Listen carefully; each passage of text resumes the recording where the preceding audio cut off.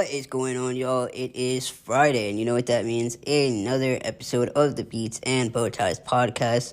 Welcome to another week, and let's jump into two topics that are very important to me. So, first one, engagement tweets. This is the topic of the week because the producer community has been in shambles over the fact that other producers are putting what are known as engagement tweets, which really are just like questions like, how did you get started producing?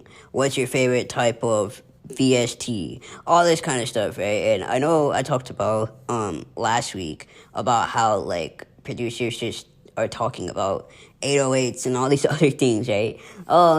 And so this week is about engagement tweets, and people are just torn apart about are engagement tweets like a problem? Are they not? And here's my thing. Twitter is Twitter. Like, when I think of Twitter, it's just where you share your thoughts, where you tweet whatever, and that's kind of how I view Twitter, in my opinion. So, like, when people talk about, like, oh, producers shouldn't use engagement tweets, and they should be focused more on producing, like, I put this joke tweet that, something about me having autism, like, I mimic people, and I said, man, I try so hard not to mimic y'all and do these engagement tweets, but, I personally really don't care about what people tweet. I mean, as long as it's not harmful and hateful, like, do whatever.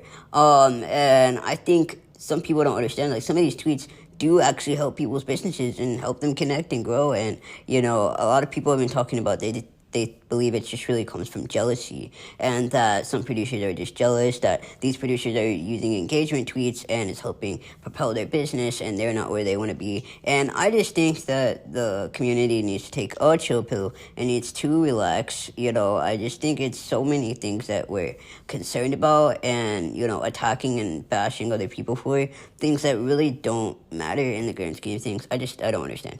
So that's really been something that's kind of been wild in the past week. Is just this argument about engagement tweets and, whatever.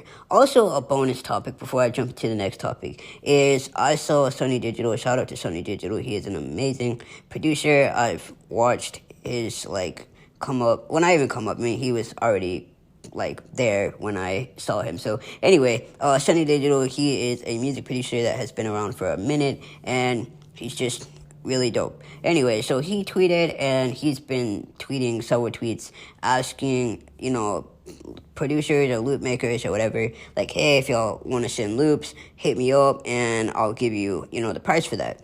And some of these producers have just been so upset that Sony Digital is selling his collabs, essentially, doing paid collabs, which, here's my thoughts on this.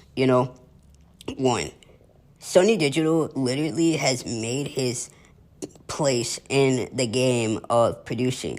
He has gotten major placements left and right. He has produced for a lot of your favorite, well, maybe not your favorite artists, but a lot of reputable artists in the, music community.